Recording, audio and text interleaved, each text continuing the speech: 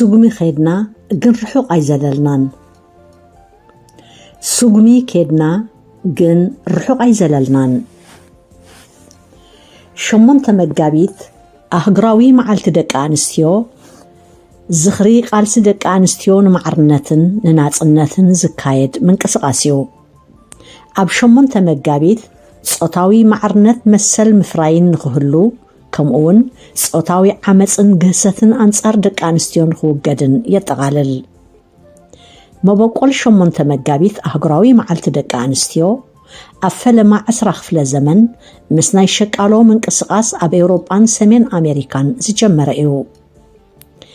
نلعلميث عامتات أما العالم مسل دك أنستيو خبرن كرقاقتن اللوو بزي معرنتن تساتفنتن دك أنستيو زجبت عوات يلن زبلو حرقات كقلوصو صنيحومن جناون يقصلو اللو كون وثيت زي قوارز قالس دك أنستيو ካልኦት አካላት ሕብረተሰብ ብደረጃ ዓለማውን ናይ ሃገራትን ንመሰል ደቂ ኣንስትዮ ዝጣበቁን ዝሕሉን ምንዳፍ ሕግታትን ውዕላትን ዛጊት ኣብ ፖለቲካውን ቁጠባውን ንደቂ ኣንስትዮ ተነፊግወን ዝነበረ መሰላት ብኸፊል ተዓዊትሎ ይኹን እምበር እቲ ኣብ እንግድዓ ደቂ ኣንስትዮ ተጻዒኑ ዘሎ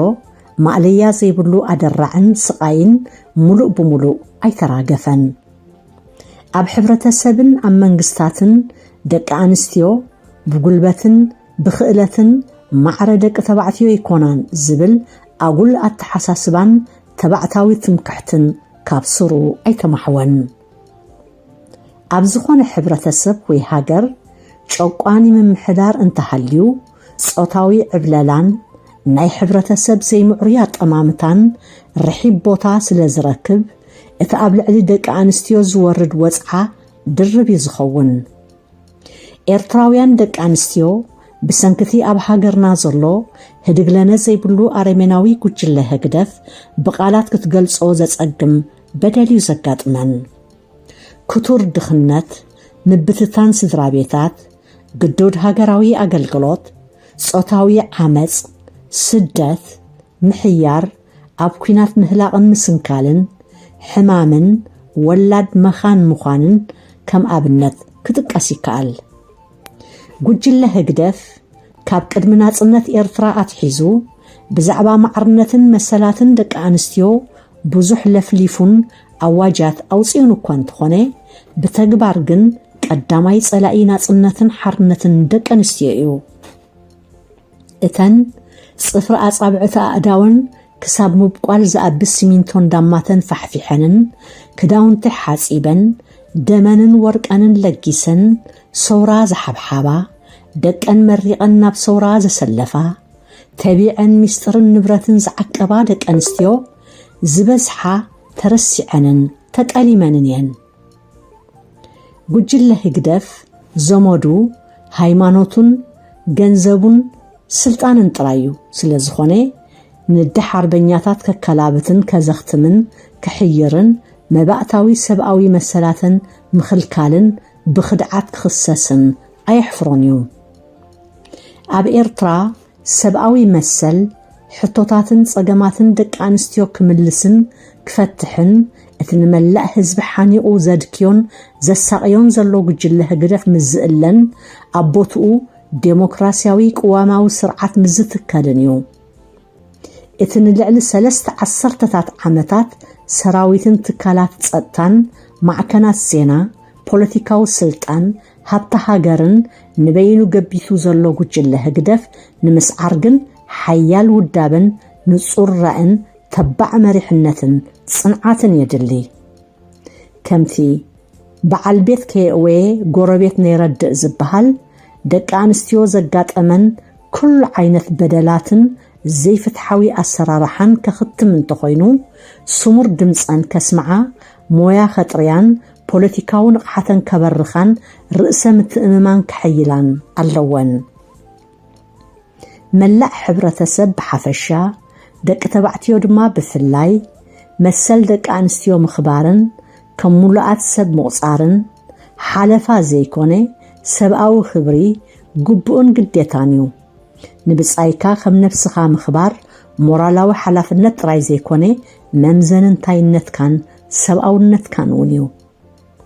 ኣብ ዝኾነ ግዜን ቦታን ደቂ ኣንስትዮ ክገብራ ብቕዓት ስለ ዘለወን እተን ናይ ኣማን ሃነፅቲ ሓብሓብቲ ስድራ ቤትን ሕብረተሰብን እየን።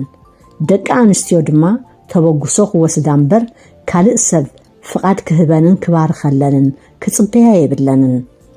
ኣንጻር ድሌተንን ዕድለንን ክውስነለን ከፍቀዳውን ኣይግባአን።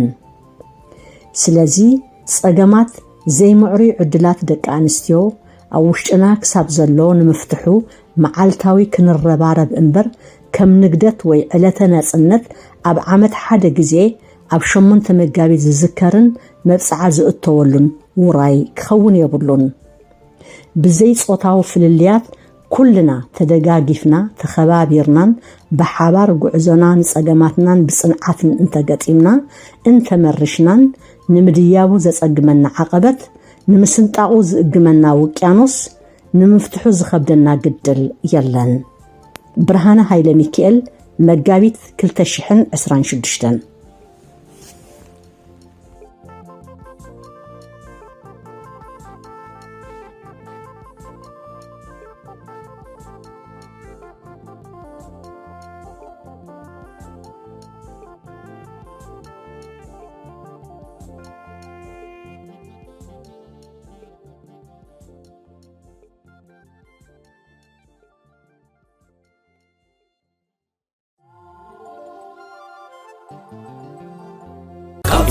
نبتات عربية أيركني قوال ساخدو ويس قوال ترى قوال بداوية ويس كناما قوال عبردو ويس تقلنا تقرب لين ويس راشايدا قوال إيترات سعدا نبتات عربية كما كمو أيركني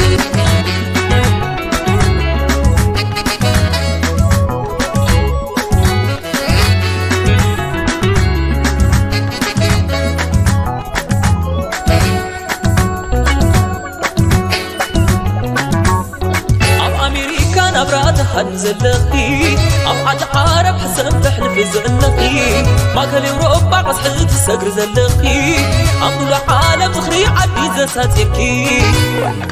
نعني يبان أني نسيق زي بالكاسة قر يزبلني نعني يبان نعني يا ماما قلني نسيق زي بالمشط قلب نبي يزبلني كفرس بحري امنتي كما ديتاتا وحدتي كما بوتاتا تبعتي إذا ناي بيني تقلتي ناي فتاري يا بي قوال هاقري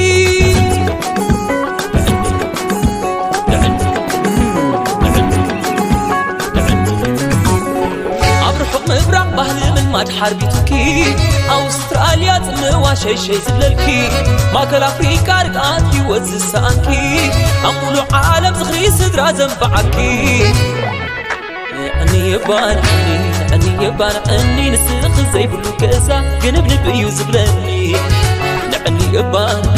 لعني يا ماما قلني نسيق زي بلو مشد قر يزبلني